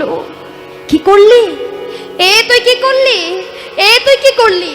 উঠে আয়, উঠে আয় কানাই, উঠে আয়, উঠে আয়, উঠে আয় বলে চিৎকার করতে লাগলো। আর এদিকে যখন কৃষ্ণ কালীদহের বিষজলে ঝাঁপ দিল বাবা, সবাই কিন্তু বুঝতে পেরেছিল আজ অমঙ্গল হবে। কেন? যেদিন কালীয় দমন হয়েছিল সেটা তো দিনের বেলা ছিল। ব্রজবাসী হঠাৎ করে দেখলো দিবসে আধার গোকুল নগর, দিবসে আধার গোকুল নগর, সঘনে কাঁপায়ে মহিব, সঘনে কাঁপায়ে মহি, রুধির বরিখে হিরো নিমিষ, রুধির বরিখে হিরো নিমিষে, সঘনে হৃদয়ে রহি গো, সঘনে হৃদয়ে রহি গো, সঘনে হৃদয়ে ওহি। আজ সর্প দেখে, দেখে সবাই সর্প দেখে, ও দেখে লাখে লাখে ঝাঁকে ঝাঁকে শত দেখে লাখে লাখে ঝাঁকে ঝাঁকে বাইরে বিলাস বলিহারি লাখে লাখে লাখে ঝাঁকে শত দেখে। কি বলছে না, দিবাসে আধার গোকুল নগর সঘনে কাঁপহে মহি। দিনের বেলায় আধার হয়ে এসেছে, ব্রজধাম ক্ষণে ক্ষণে কেঁপে উঠছে। নয়নের পলক পড়তে না পড়তে দেখছে যেন সর্প বৃষ্টি হচ্ছে, লাখে লাখে ঝাঁকে ঝাঁকে যেন সর্প হচ্ছে, সর্প বৃষ্টি হচ্ছে। সবাই চিন্তা করছে আজ কি অমঙ্গল হবে গো, এমন কেন হবে, যেন ভূমিকম্প হচ্ছে, ব্রজধাম কেঁপে উঠছে। তা দেখবেন মা, কারোর সন্তানের যদি বিপদ হয়, সন্তানের বিপদ হলে বিপদ হওয়ার আগে কে সবার প্রথমে লক্ষণ বুঝতে পারে জানো? তার মা। যশোমতী মা চিৎকার করে কেঁদে উঠলেন, মহারাজ মহারাজ, আজ আমি জানতাম এমন অমঙ্গল হবে। কেন কেন যশোদা, তুমি এমন করে কাঁদছো কেন? মহারাজ, আমি জানি আমার মন বলছে আমার গোপাল ভালো নয়, আমার গোপাল ভালো নেই, আমার গোপালের অমঙ্গল হয়েছে। কেন তোমার এই কথা কেন মনে হচ্ছে? কেন না মহারাজ, আমি যে নিশীতে স্বপ্ন দেখেছিলাম। আহা, নিশীতে স্বপ্ন, স্বপ্ন দেখে তুমি সেটাকে সত্যি মনে করছো যশোদা? মহারাজ, আমি নিশীতে স্বপ্ন দেখেছিলাম। সবাই বলে শেষ নিশীতে যে স্বপ্ন দেখা হয়, দেখবেন মায়েরা, এখনো পর্যন্ত আমরা মায়েরা অনেকেই বিশ্বাস করি যেটা শেষ নিশীতে দেখা হয়, মানে প্রায় ভোরবেলার সময়ে, সেই সময়ে যদি কোনো স্বপ্ন দেখা হয় সেটা নাকি সত্যি হয়, তাই তো? মা আমার কি দেখলেন? যেন ডুবেছে মোর কালো শশী, ভাসছে বাছার চূড়াবাসী। ডুবেছে মোর কালো শশী, ভাসছে বাছার চূড়াবাসী। বলে কাঁদে যত ব্রজের ব্রজবাসী, আবার করে যত ব্রজের ব্রজবাসী। একবার চলো যাই তোরিতে, দেখে আসি প্রাণ গোপালী, আমার গোপাল বিনা আমার জীবন কিসে রাখি গো, গোপাল বিনা জীবন কিসে রাখি। সবাই চলুন একবার আমাদের গোপালকে আমরা দেখে আসি। এই বলে মা আমার মণি হারা ফণির মতো ধেয়ে চলেছে। মণি হারালে ফণির যেমন অবস্থা হয়, মা আমার ছুটে চলেছে। সবার কাছে এসে যখন জানতে পারলেন মা গোপাল জলে ঝাঁপে দিয়েছে, বারে বারে মা আমার চিৎকার করে কাঁদছে, মা আমার অজ্ঞান হয়ে ঢলে ঢলে পড়ছে, মূর্ছাগত হয়ে ঢলে পড়ছে। শুধু মা নয়, যত ব্রজবাসী ছিল যারা গোপালকে ভালোবাসত, সবাই মিলে কাঁদছে। শ্রীমতী রাধারানীও ছুটে এলেন, সবাই তীরপর থেকে কাঁদছে। কিন্তু গোবিন্দ যখন বিশ্বম্ভর মূর্তি ধারণ করে জলের মধ্যে ঝাঁপে দিয়ে পড়লেন, শাস্ত্র বলছে শতহস্ত জল ওপরে উঠেছিল। কেমন জল? একেবারে শতহস্ত জল ওপরে উঠেছে, জল আলোড়িত হয়েছে ভয়ঙ্কর শব্দ। যে শব্দ কালীয় নাগ পেলেন, অতল বিতল সতল তল মহাতল রসাতল ভেদ করে পাতাল পর্যন্ত চলে গিয়ে কালীয় নাগ মনে মনে ভাবলেন, কার, কে এসেছে, কেন এত ভয়ঙ্কর শব্দ? জলের উপরে ভেসে উঠলেন, ভেসে উঠে দেখে একটা সামান্য নর শিশু, মানে একেবারে ছোট্ট শিশু, ওই বিষ জলে নিয়ে খেলা করছে। হরি বল। কালীয় নাগের মনে বড় আনন্দ, বাহ, এতদিন ধরে একটা নর শিশু পেয়েছি, যেটা আমি গ্রহণ করব, ভক্ষণ করব, তাই আনন্দিত মনে ওগো এভাবেতে কালীয় না বদন মেলিয়া, এভাবেতে কালীয় নাগ বদন মেলিয়া, একেবারে প্রাণ কৃষ্ণরে ফেলিল গিলিয়া, একেবারে কৃষ্ণের ফেলিল গিলিয়া। তাহলে কৃষ্ণকে কি করলো? কৃষ্ণকে কি করলো?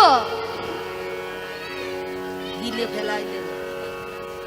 জয় নিতাই। বাড়ি নিয়ে গেল পেটে পেটে না, এখনো ওই বেঁধে দেয়নি, এখনো সেই সময় আসেনি, সবে গিলে ফেলেছে। একেবারে প্রাণ কৃষ্ণরে ফেলিল গিলিয়া। এবার দাঁড়াও, একটু টাইম দিতে হবে তো, ও গিলেই কি উদরে চলে গেছে না? ধীরে ধীরে ধীরে ধীরে যখন তুমি সেবা করো সঙ্গে সঙ্গে চলে আসে উদরে, ধীরে ধীরে নামে না খাবারটা। কালীয় নাগ যখন গ্রাস করলো যেন পূর্ণ গ্রাস, রাহু যেমন চাঁদকে ঘেরে পূর্ণ গ্রাস করেছে। ধীরে ধীরে কৃষ্ণ এই উদরে এসে নেমেছে। উদরে যেই নেমেছে কৃষ্ণ এবার দাঁড়িয়েছে, দাঁড়িয়ে মনে মনে ভাবছে, উদরেতে থাকে কৃষ্ণ, ভাবে মনে মনে এইবার দুষ্টেরে আমি পোড়াবো আগুনে, এইবার দুষ্টেরে আমি পোড়াবো আগুনে। উদরেতে ব্রহ্মানল পরয়ে বিস্তার, আবার উদরেতে ব্রহ্মানল পরায়ে বিস্তার। তাহাতে দগ্ধ হয় কালিয়ের উদর, তাহাতে দগ্ধ হয় কালির উদর। আমি কারি বা গিলিলা, কারে বা গিলিলা, কারি বা গিলিলা, কারে বা গিলিলা। সামান্য নর শিশু নয়, কারে বা গিলিলাম, সামান্য নর শিশু নয় গো, কারে বা গিলিলাম। এত সামান্য নর শিশু ও গৌরর আমার জ্বলে গেল, সামান্য নর শিশু নয় গো, উদর আমার জ্বলে গেল, উদর আমার জ্বলে গেল। কারে বা গিলিলাম। ভগবান কৃষ্ণ যখন উদরে পৌঁছিয়েছে বাবা, উদরে থাকে কৃষ্ণ ভাবে মনে মনে এইবার দুষ্টেরে আমি পোড়াবো আগুনে। কৃষ্ণ মনে মনে বলছে, ওরে দুষ্ট, ওরে অহংকারী, তুই তো জানিস আমি সামান্য জীব, সামান্য নরশিশু মনে করে আমাকে গিলে ফেলেছিস, কিন্তু আমি যে অসামান্য, আজ তোকে ভালো করে বোঝাবো। মানে তোকে বুঝতে হবে, তোকে জানতে হবে আমি কি, আমি যে সামান্য নই, আমি যে অসামান্য। আজকে তোকে ভালো করে বোঝাবো আর আমার এই জগৎবাসীকে দেখাবো। আমার এই জগৎবাসীকে কেন দেখাবো? কেননা আমার এই লীলা দর্শন করে, লীলা দর্শন করে যাদের অহংকার আছে, অহংকার যেন ভেঙে চূর্ণ বিচূর্ণ হয়ে যায়। আমার এই লীলা দর্শন করে যারা হচ্ছে অভক্ত, যারা হচ্ছে অসাধু, তারাও যেন সাধু হয়ে যায়। নিতাই গৌর হরি হরি। আমার এই লীলা দর্শন করে কত অসাধু সাধু হয়ে যাবে। এইবার ভগবান কৃষ্ণ ব্রহ্মানল বিস্তার করতে লাগলেন। ব্রহ্মানল অর্থাৎ ধীরে ধীরে কৃষ্ণ বড় হতে লাগলো বাবা। যত বড় হচ্ছে একটা আগুনের পিণ্ড, আগুনের পিণ্ডের মতো ব্রহ্মানল বিস্তার করেছে, তো বিস্তার করে কৃষ্ণ ধীরে ধীরে বাড়ছে, কালীয় নাগ তত বাড়ছে। কৃষ্ণ ধীরে ধীরে যত বড় হচ্ছে, কালীয় নাগ আরো বড় হচ্ছে।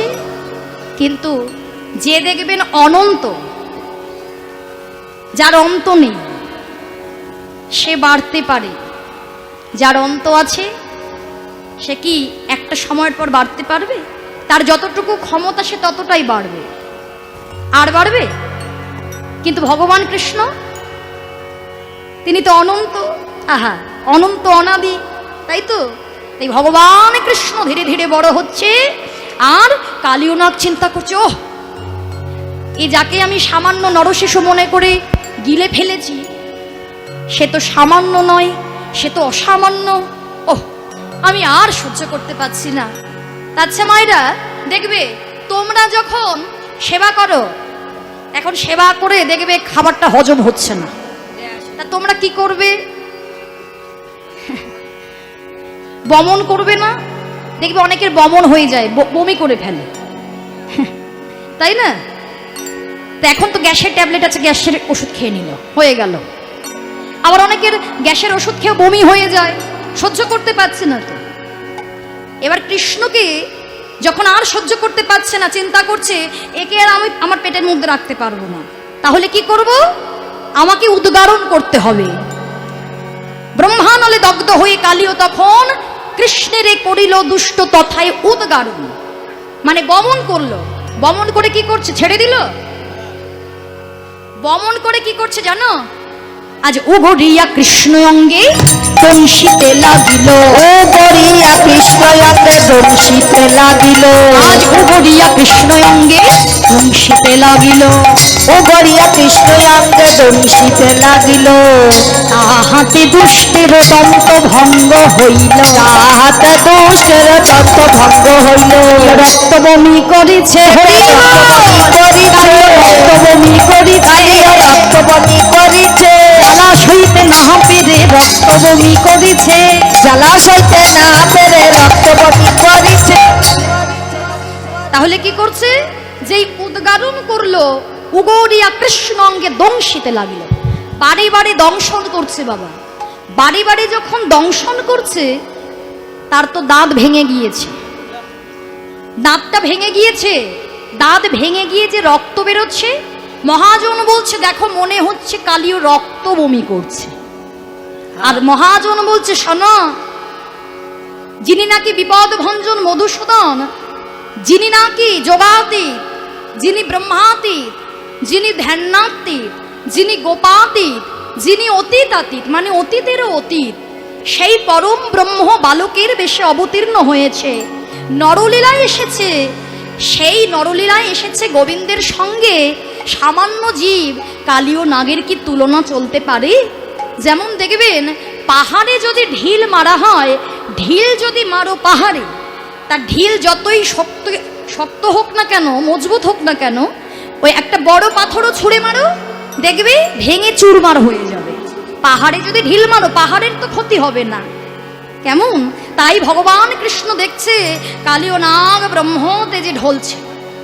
কালীয় নাগ যখন ব্রহ্ম তেজে ঢলছে, কৃষ্ণ সুযোগ পেয়ে অনন্ত অনাদি সেই দেব যদুবন, অনন্ত অনাদি সেই দেব যদুবন, সদাই সেই দেব যদুবন, লম্ফ দিয়ে সর্পশিরে ওঠে বিশ্বম্ভর, লম্ফ দিয়ে সর্পশিরে ওঠে বিশ্বম্ভর, আবার লম্ফ দিয়ে সর্পশিরে ওঠে বিশ্বম্ভর, হে নাচিতে হে লাগিল, নাচিতে লাগিল, নাচিতে লাগিল, দেব দুর্লভ নৃত্যের তালে নাচিতে লাগিল, দেব দুর্লভ নৃত্যের তালে নাচিতে লাগিল, দুর্লভ নৃত্যে যাদের নয়ন আছে দেখে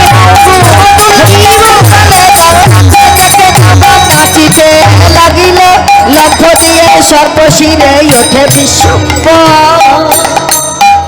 আজকে কালীয় নাগের মস্তকের উপর উঠে দেব দুর্লভ নৃত্যের তালে তালে একটা একটা করে নৃত্য করছে, পা দিয়ে ফণাগুলো ভেঙে দিচ্ছে বাবা, নৃত্য করছে, নৃত্যের তালে তালে একটা একটা করে চরণ পড়ছে আর একটা একটা করে ফণাগুলোকে ভেঙে দিচ্ছে, অহংকার চূর্ণ করছে। হরিবোল হরিবোল। এই দেখে বৈষ্ণব কবি বলে, কত অনুরাগ চিন্তা করো মহাজনেদের। বৈষ্ণব কবি বলে, হে গোবিন্দ, আজকে যেমন তুমি তোমার ওই রাতুল রাঙা চরণ কালীয় নাগের মস্তকের উপর দিয়ে তাকে দমন করলে, তুমি অমনি আমায় দমন করো কেন? আমারও যে কালীয় নাগের মতো শত শত কামনার বাসনার ফণা আছে, তাই তুমি তোমার চরণ মাথায় দিয়ে আমায় দমন করলে তবেই আমার জনম ধন্য হবে। নিতাই গৌর হরি হরি। আর এদিকে কৃষ্ণের সঙ্গে কালীর যুদ্ধ হচ্ছে, আর ওদিকে মাতা যশোমতী তীরপর থেকে বলে, আমার গোপাল যেখানে নেই আমি আমার প্রাণ আর রাখবো না। এই বলে যখন জলে ঝাঁপ দিতে যাচ্ছে, বলরাম এসে মাকে ধরে বলছে, মা তুমি কি করে ভাবলে সামান্য জীব কালীয় নাগের দংশনে ভাই কানাইয়ের মৃত্যু হবে? কেন? সে যে অসামান্য। আমার ভাই পুতনা বধ করেছিল, আমার ভাই বকাসুর বধ করেছিল, মৃত্তিকা ভক্ষণ করেছিল, ভাই তো তখন কত ছোট ছিল। মা আমার বললেন, বাবা যতই হোক সে আমার সন্তান, তাহলে তুই একবার আমার গোপালকে উঠতে বল, তোর আদেশ সে অমান্য করতে পারবে না। অমনি বলাই আমার সিংহাবেনু বাদন করতে লাগলেন, আর সিংহাবেনু অতল বিতল সুতল পাতাল মহাতল ভেদ করে যখন গোবিন্দ শুনতে পেলেন, অমনি গোবিন্দ আমার উঠে এলেন জলের উপরে। জলের ওপরে ভেসে উঠেছে।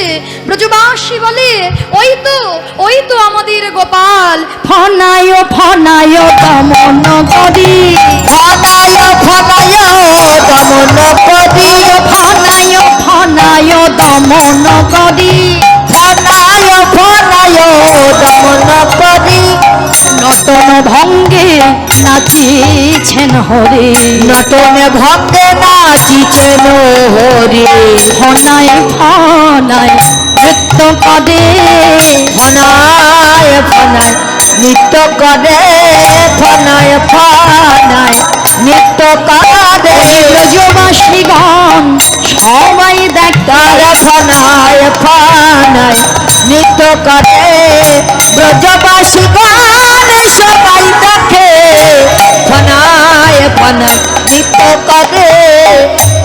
ফনায় ফনায় নৃত্য করতে লাগলেন। আর ব্রজবাসীরা চিৎকার করে বললেন, ওই তো আমাদের গোপাল। আর ভগবান কৃষ্ণ কি করলো জানো? আজকে কালিয়র শিরে চরণ দিয়ে দাঁড়িয়ে আছে তো, সকলকে ওই শিরোপর থেকে হাত বাড়িয়ে সকলকে অভয় দান করলেন ভগবান কৃষ্ণ। হ্যাঁ, এইবার ব্রহ্ম তেজে কালীয় নাগ ঢলছে বাবা। আর সহ্য করতে পারছে না ভগবানের ভার। সহ্য করতে না যখন পারলেন, রক্ত বমি হচ্ছে, তখন বাসুকী আদি সর্পগণ কি করেছে? গোবিন্দের চরণে স্তব স্তুতি করলেন। হে না, তুমি তো বলো পতিনং পরম গুরু, পতি ছাড়া সতীর গতি কিবা আছে? তাই হে না, আমাদের পতি যদি কোনো অন্যায় করে থাকে, অপরাধ করে থাকে, সেও তো তোমার জীব, সেও তো তোমার সন্তান। তুমি তো জগৎ পিতা, সন্তান ভুল করলে পিতামাতা তো তাকে ক্ষমা করে দেয় না। তুমি জগৎ পিতা হয়ে তুমি আমাদের পতির প্রাণ ভিক্ষা দাও। কি দিয়ে স্তব করছে জানো? আচ্ছা বলো মা, সাপেদের কাছে কি থাকে? কি থাকে রে সাপেদের কাছে? হয় সাপের কাছে কি থাকে রে? এই সাপের কাছে কি থাকে রে? বীজ বীজ বীজ। বাহ, বীজ দিয়ে পুজো করছে। হ্যাঁ হ্যাঁ। আমার মায়েরা বলো সাপের কাছে কি থাকে? মণি মণি। সে কি সেটাও জানো না? ওরা সাপ আর দেখে না, সাপ জানে না। বীরভূমে সাপ নেই, বোলপুরে। হরি বল। ও মায়েরা, সাপের কাছে মণি থাকে না? মূল্যবান রত্ন মণি। তারা গোবিন্দকে কি দিয়ে পুজো করবে? গোবিন্দকে বলছে, হে না, তোমাকে দেবার মতো আমাদের কিছু নেই। তুমি প্রত্যেকটা জীবকে এত সুন্দর করে সাজিয়েছিলে, যারা মানব কুলে জন্ম পেয়েছে তাদের সুন্দর করে সাজিয়েছ, তাই তারা সবই দিয়ে তোমাকে ভজনা করতে পারে। কিন্তু তুমি তো আমাদেরকে পূর্ণ জন্ম দাওনি, পরিপূর্ণ দেহ দাওনি। তুমি আমাদের সর্পকুলে পাঠিয়েছ, আর আমাদের কাছে আছে তুমি দিয়েছ মুখ ভরা বিষ। এই বিষতুল্য মণি তোমার চরণে সমর্পণ করলাম, তুমি বিষতুল্য মণি গ্রহণ করো। সামান্য সাপিনী আমি কি করিতে পারি, তব বলে রাখো হে নাথ এই মিনতি শ্রী হরি। হরি ওর ইচ্ছা ও হে নাথ ওই চরণের দাসী, সম্পদে না হয় মাত্র এই অভিলাষ। আহা, দেখলেন সামান্য সাপিনী গণ বলছে, মোর ইচ্ছা ওহে নাথ ওই চরণের দাসী, সম্পদে না হই মত্ত এই অভিলাষী। সাপিনীগণ বলে, আমাকে সম্পদ দিও না, বিষয় বৈভব দিও না। বিষয় বৈভব পেলে ভগবানকে গোবিন্দকে ভুলে যাও। আর আমরা কি বলি? ও ঠাকুর, আমার বাড়িতে একতলা দোতলা দিয়ে দাও না, আমার ছেলেটাকে একটা সরকারি চাকরি দাও, তাহলে সোনার বাসি দেব। চাকরি না দিলে দেব না, চাকরি যদি পেয়েছে তার পরের বাড়ি দেব। আর বলবো, দেখো এখানের ঠাকুর কত জাগ্রত, আমায় এটা দিল ওটা দিল সেটা দিল। কিন্তু আমরা বলি না বিষয় বৈভব দিও না, হরি বল। কিন্তু সাপিনীগণ যখন স্তব স্তুতি করলো, নাগাঙ্গনা কৃষ্ণ পদে স্তব আরম্ভিল, 24.5 চন্দ্রে কৃষ্ণ ভজনা করিল, নেতাই গৌর হরি বল। ভজনা যখন করলো ভগবান কৃষ্ণ আর কি না আশীর্বাদ করে থাকতে পারে। ভগবান কৃষ্ণ মাথা থেকে নেমে এলেন, নাগের মাথায় হস্ত বুলালো, তবেই নাগ চেতন ফিরে পেল। এবার বললেন, কালিও তুমি এই স্থান পরিত্যাগ করো, যাও, চলে যাও। প্রভু, কোথায় যাব আমি? আমি যদি রমণক দ্বীপে চলে যাই আমাকে গরুর খেয়ে নেবে?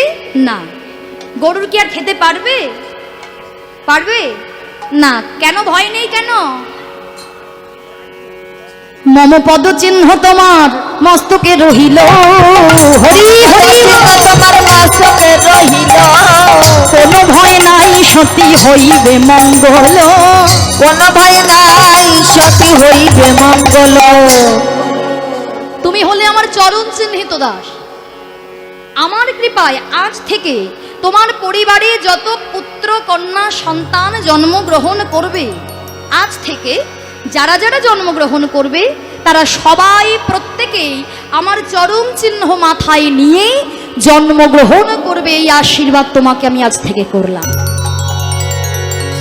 আর যেহেতু তুমি আমার চরণ চিহ্নিত দাস, হৃদয় মন্দিরে, সবার হৃদয় মন্দিরে আমি থাকি, হৃদয় মন্দিরে আমার মূর্তি বসাবে, ভজনা করবে। সর্বদারা নিঃসংযম মনোরোধে নিরুদ্ধচ্চা মূর্ধম্যধায়তন প্রাণ মহিস্ত যোগ ধারণম। এই প্রকার মন্ত্র স্তব স্তুতি করে হৃদয় বৃন্দাবনের হৃদয় মন্দিরে আমাকে ভজনা করবে। নিতাই গৌর প্রেমানন্দে একবার হরি হরি। এর জন্যই দেখবেন অনেক সাপে আজ সাপ আছে, বিশেষ করে বিষধর সাপ। যারা যারা দেখেছেন দেখবেন দুটো চরণ চিহ্ন থাকে, অনেকেই দেখেছেন। বিষধর সাপ যারা দেখেছেন ভালো, আর যারা টিভিতেও দেখতে পারেন, দেখবেন দুটো মাথায় যে দাগগুলো থাকে না, একটা চিহ্ন থাকে, ওটাই হচ্ছে ভগবানের চরণ চিহ্ন। ভগবান আশীর্বাদ করেছিলেন, তাই এবার শ্রীকৃষ্ণ পদচিহ্ন কালীয় হইল ধন্য। দূরে গেল গরুরেরও ভয়, চলে গেল সকলকে নিয়ে। ভগবান উঠে এলেন ডাঙায়, আর কৃষ্ণকে কোলে তুলে নিলেন মা যশোমতী। বৃন্দাবনে যে জল ছিল সলিল পবিত্র হইল, পান কইল যত ব্রজবাসী। সকলে ওই জল, বিষ জল পবিত্র হয়ে গেল, সেই জল পান করলেন। আর অদূরে রাধারানী দাঁড়ায় ছিল, মায়ের কোল থেকে রাধারানীর নয়নে নয়ন দিল, আর রাধা গোবিন্দের নয়নে নয়নে মিলন হলো, মিলন হলো, নয়নে নয়নে মিলন হলো, নয়নে নয়নে মিলন হলো। সবাই প্রেমানন্দে হরি বলো, নয়নে নয়নে মিলন হলো, আনন্দে হরি বলো, নয়নে নয়নে মিলন হলো। নয়নে নয়নে মিলন হলো রাধা গোবিন্দের। তাই আজকে আমিও আপনাদের কৃপা পেলাম, চরণ সান্নিধ্য পেলাম। সকলে আমাকে প্রাণ ভরে আশীর্বাদ করবেন। যে পথকে আমি অবলম্বন করেছি, ধীরে ধীরে আপনাদের কৃপা পেয়ে, আপনাদের আশীর্বাদ পেয়ে আমার কৃষ্ণ ভজনের পথ আরও যেন উজ্জ্বল হতে পারে। আর আজকে যে দাদা ভাইয়ের জন্য আমরা এখানে এসেছি, ওনার নামটাই মনে আছে আমার, অভিজিৎ মণ্ডল, হ্যাঁ, শান্তিরাম মণ্ডল, হ্যাঁ, ওনার বাবা মা শান্তিরাম মণ্ডল আর হচ্ছে সন্ধ্যারানী মণ্ডল, তাই তো। তো ওনাদের স্মৃতির উদ্দেশ্যে একেই বলে সুসন্তান। অর্থ জীবনে অনেকেই ইনকাম করে, বাবা উপার্জন করে, কিন্তু সবার অর্থ সৎ পথে লাগে না। আর মা বাবাকে মৃত্যুর পরে যে সন্তান মনে না রাখে, তারা আমার মতো সন্তান নয়। তুমি যতদিন থাকো সেটা তুমি করো, কেমন? তাই উনি মনে রেখে দিয়েছেন, মা বাবার স্মৃতির উদ্দেশ্যে সকলে আশীর্বাদ করবেন, ওনাকে প্রাণ ভরে আশীর্বাদ করুন। যতদিন যায় ওনারও যেন কৃষ্ণ পদে মতি ভক্তি থাকে, আপনাদের মতো সাধু গুরু বৈষ্ণবের চরণ কৃপা পেতে পারেন। তাই গৌর প্রেমানন্দে হরি হরি। তো চলুন আমরা একটি ভজন শুনবো, ভজন শুনে আমরা লীলা কথা বিশ্রাম দেব, কেমন? রাধে রাধে। মোহন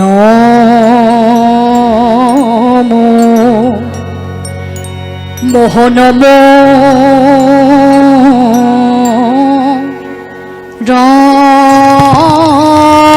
রতি অমুরতি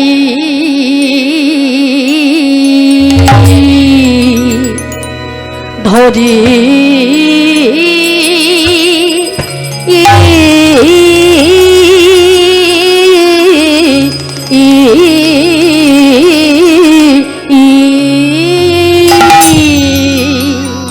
আয় আয় আয় আয়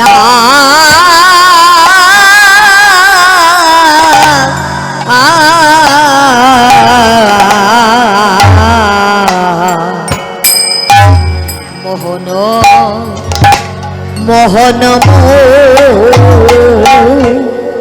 মোরতি অমুরতি ধরে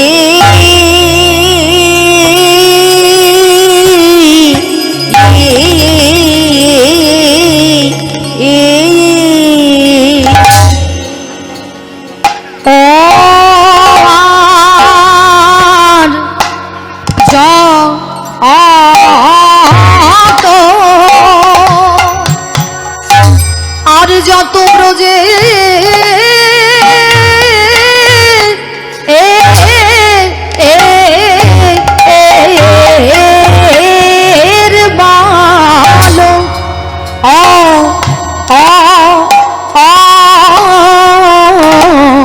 ব্রজরবা লোক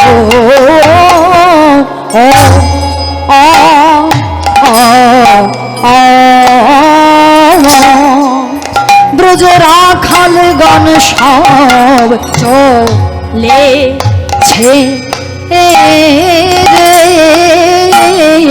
আজ কালিয়া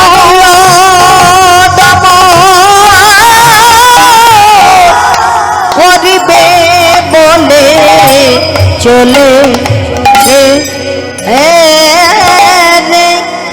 কত রঙ্গ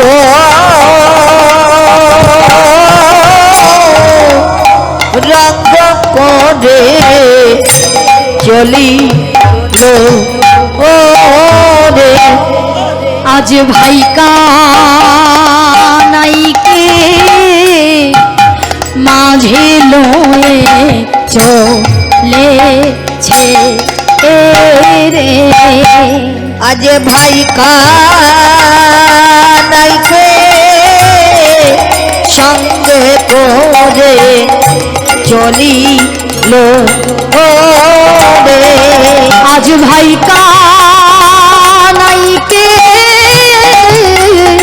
সঙ্গে লয়ে চলিল রে আজ ভাই কানাইকে সঙ্গে করে চলিল রে আজ গোপাল নিয়ে আমার গোপাল চলো আজ গোপাল নিয়ে গোপাল চলে আজ ভাই কানাইকে মাঝে লয়ে চলেছে রে আজ আজ ভাই কানাইকে মাঝে লয়ে গোপাল চলে আজ কালিও দমন করবে বলে চলিল আজ কালিয়া হরি বল হরি বল হরি বল আজ কালিও দমন করবে বলে চলিল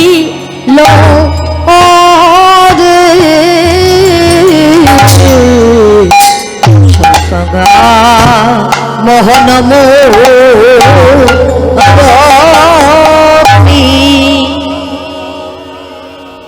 আজ মোহন মোরতি ধরি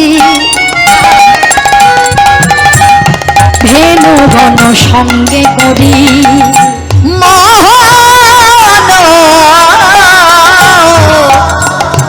মোরতি ধরি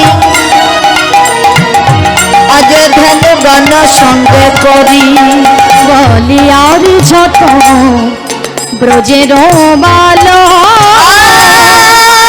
যত ব্রজের বালক ব্রজ রাখালগণ সবে চলেছে রে কালগণ সবে চলেছে রে ভাই কানাইকে মাঘে লুয়ে রাখাল রাখালগণ সবে চলেছে রে ভাই কানাইকে মাঝে লয়ে ব্রজ রাখালগণ সবে চলেছে রে আর যত ব্রজের বালো আর যত ব্রজের বালো। হরি হরি